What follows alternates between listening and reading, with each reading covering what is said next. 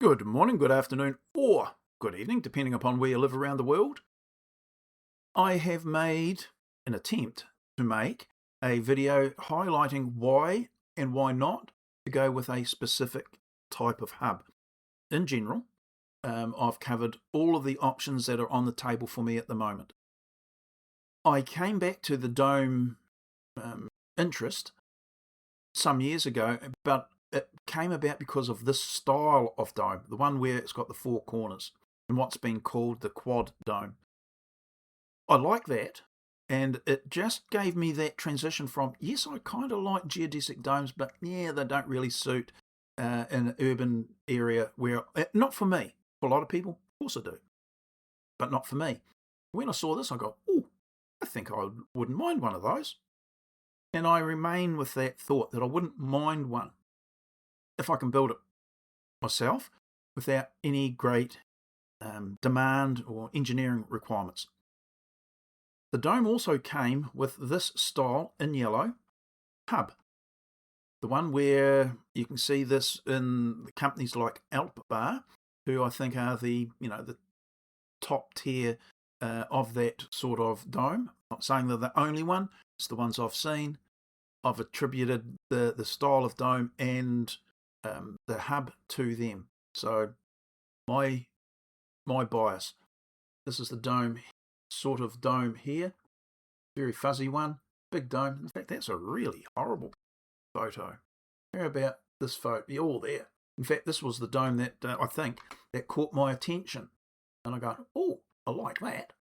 And it's the style of hub and strut which is suitable for a big dome like this. And I thought, wow, that's really good. Tried to draw this, found it particularly hard, went down the pathway of what are the other alternatives? And I think that was a right decision to make for me.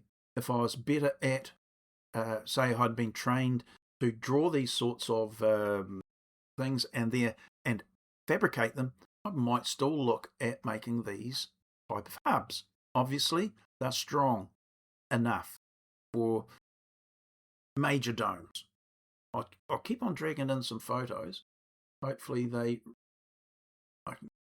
these are what I call leggy domes, but not too bad. And they've got the similar sort of hub, or have they? That might not be one. That's interesting. Anyway, here's another combination, kind of Alpbarish, but they've got tubular hubs. Holy moly, it is actually possible. Yes, indeed, David. Where do you think you got your ideas from, matey? Oh, I go, maybe I could look at that. And this would be probably, if I was going to make a hub, solid steel hub, I'd be going with the tubular steel. I'm going to explain why as well. Now, one of the things was, and I've just clicked out of the, let's have a look. Hubs, well, they're important, aren't they? Well, let's have a look, shall we?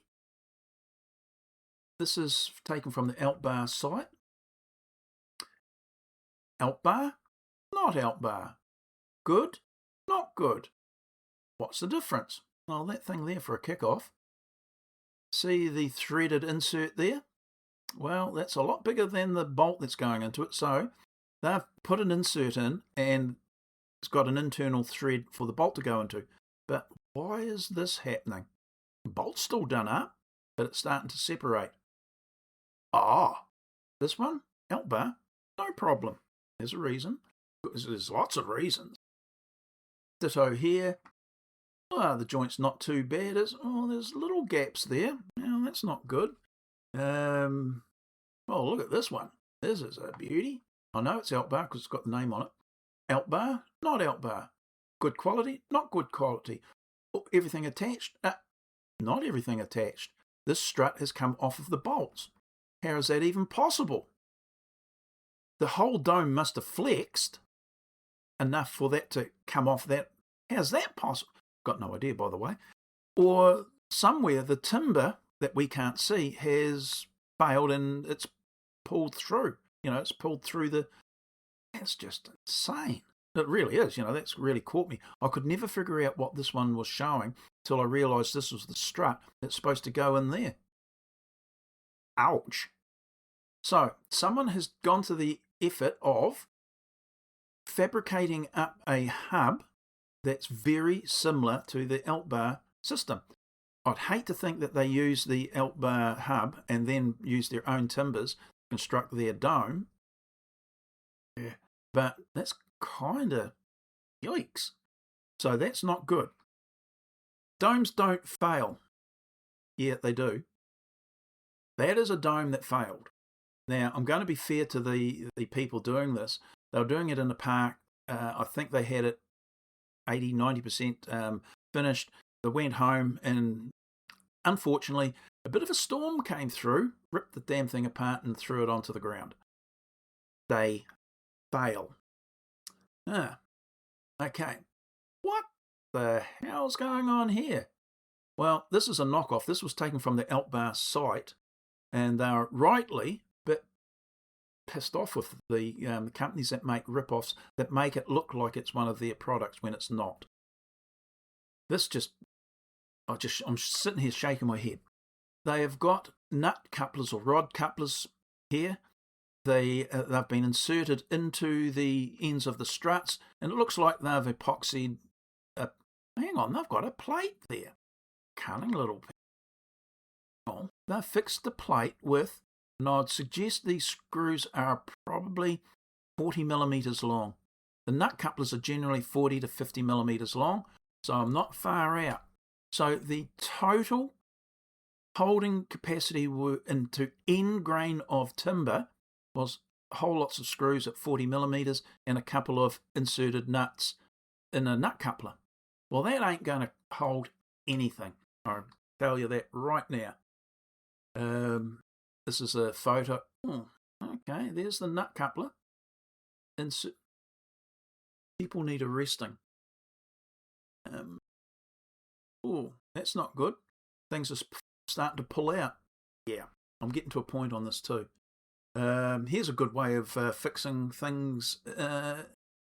Domes. Let's put... this is a good idea.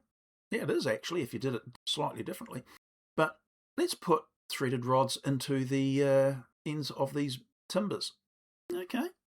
How did you do that? Well, let's get a drill or brace and bit. Let's auger a hole into the end grain of timber and put a concrete fixing into it. Sleeved anchor. Really? Now this one here, what I would suggest, compared to the size of the brace and bit, the brace here, 100 mils long, 120 at the most. So what does it look like? Well, it looks like that. Okay. So, we've got a steel hub. Dave likes steel hubs, doesn't he? Tubular hubs. Oh, yes, he does. And for true, I do. That's the concrete anchor in the end grain of timber, inserted probably 100 mil, plus the nut. It's got about the right number of threads there, 3 to 4 threads. Great, that's about the right. Well, these ones are pulled out a little bit. Not so much fixings in the timber. Will this last? I'm going to say yes. And it will last because of one thing. It's called gravity. And the mass of the structure forcing the struts up against the steel hub and the pins would probably hold it in place. Right up until the point it doesn't. And for the same reason that other dome failed, wind fluctuations can tear structures apart. Here's another example. This is a agricultural drainage or water or pressure pipe. It's of some plastic, heavy duty, yes. Nice, about 150 to 200 mils diameter. And they've got probably 50 to 60 millimeter long coach bolts in end grain. Fairly lightish timber. Would this work? Yes, only for the same reason. Gravity will help you until it doesn't. Let's delete that. Now, I'll just pause for a moment. I have to find a couple of drawings, so don't go away. Right, we're back with you again. Yeah, I get a little bit concerned, as you might have guessed. Right, the next one's, reorientate myself. This is the secret sauce. And this is from Eltbar's site as I understand it to be. It's been a while since I've got this. There is a 320mm long, 32mm in diameter threaded rod, or it will be threaded. It is inserted into the end grain of the timber, be it laminated or solid, and it is epoxied of some description, a 3-component glue that allows for moisture and temperature fluctuations between the metal and the wood. Internal thread into which a bolt is inserted, everything is bolted up. This tendon is not going anywhere. Eltbar has done the engineering, they understand the requirements, as do I to a much lesser extent, but I understand the demand. It's not simply a hub issue, it is a connection issue.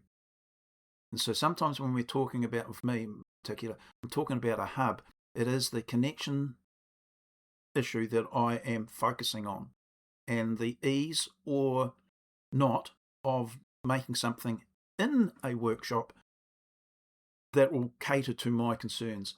I am not going to go down the road of having an insert epoxied into the steel. I've got another method, which is, I'm not going to say equally as good, but will meet the criteria that I have set for myself for the hub. Right. Difficulty of construction. Yes, high. Difficulty of drawing it. Yes, high. Will I want to make this? I'd love to have something made for me. I'm not going to have that. So therefore, this in the rank of 1, 2, 4, I've got 4 options on the table at the moment. This is ranked at number 27. Just saying. This one here is ranked at number 4, and it's actually off the list because my list is only 3 options long. I like it. I would consider building this if I had a friendly welder, but would I? Okay, so this is option number 4 on a list of 3. Getting my point. Why? Well, let's look at this area here. Remembering this is the rectangular type of dome. What's this called? Well, it's an 8-sided tube. Getting very close to a circle, isn't it? Yeah. Well, this is a 4-sided with other 4. That's an 8-sided tube. Very similar to a circular thing. This is it's got 8 sides as well. Very close to a circle. Yes. For that reason, this relegates itself lower in the pecking order. Steel tubular hub or a fabricated hub like this? Well, fabricated, complex, steel tubular hub, I'll just cut it to length. What's the advantage of this? Well, I can bolt straight up to this. It's got a flat surface. Well, that must make it really, really high on the options. No, not really. Still got to fabricate it. Tubular hub. Drill the holes at the required height. Bolt them up. Perfect hub choice. Yes, but it has a curved inner surface and the bolts bolting up to it may have some stress on their heads. I can't determine. We've got over that. What about the insertion? It's a bolt, not a screw. Well, we've got a method for that. We drill a hole in the middle of the strut in the neutral axis, and we have a hole drilled through at 90 degrees to the end here. We drill a hole down to that point, put a threaded rod into it, and it threads through the steel tube, which has got a thread on it, and then I can put a nut and washer on the end here. Yippee, remembering it's a circular tube.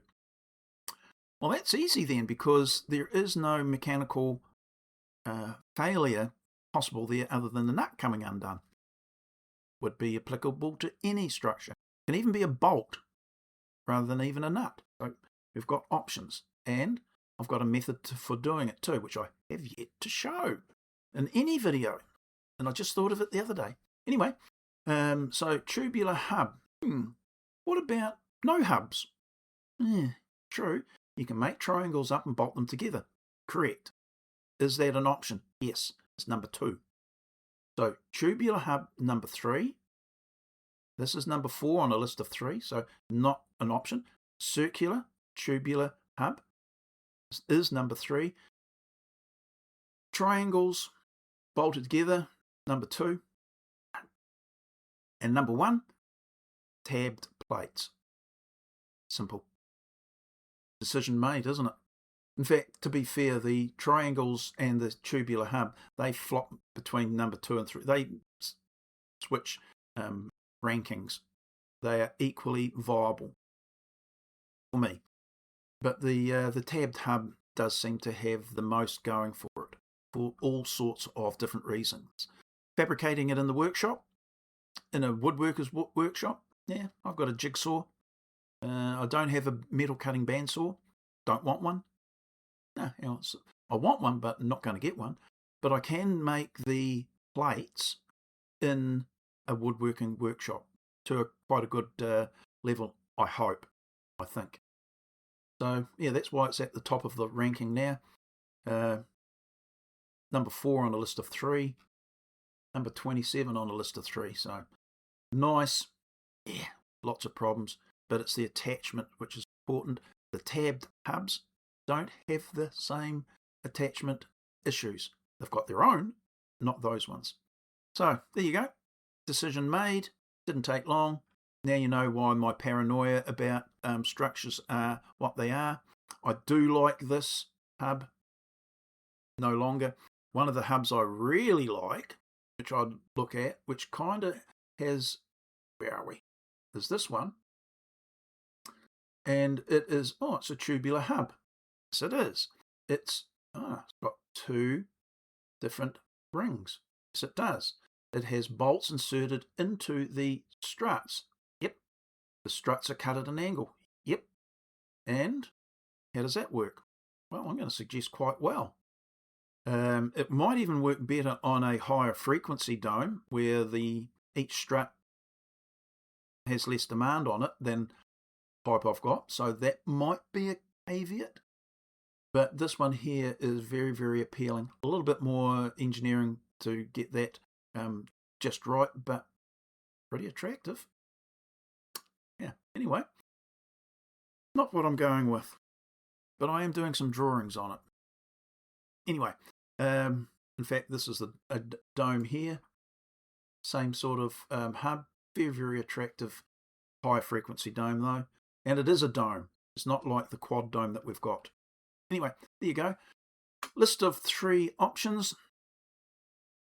2 and 3, swap backwards and forwards, about preference as far as I'm concerned. Number 1 is the tabbed plates. Simple. Done. On to the next thing, which is going outside and doing some more work in the workshop. Yay! And that will be also showing some of the cuts required, or the way to make the cuts required for the triangle-based domes, because they do have a little bit more demand. And the item that I'm working on right at the moment is pivotal to that. Wee pun intended. Rightio, I will see you in the next video. Keep hanging in there, people. But yeah, that's where we're heading. If it's not where you want to head, make a comment. I might be able to see it. Sometimes I don't get to see the comments, just because I'm inept at that. But if you say, hey, Dave, have you thought about, pop it in, and it could well get a response from, because, after all, I don't mind that sort of. Right, out to the workshop, David. See you later now. Bye.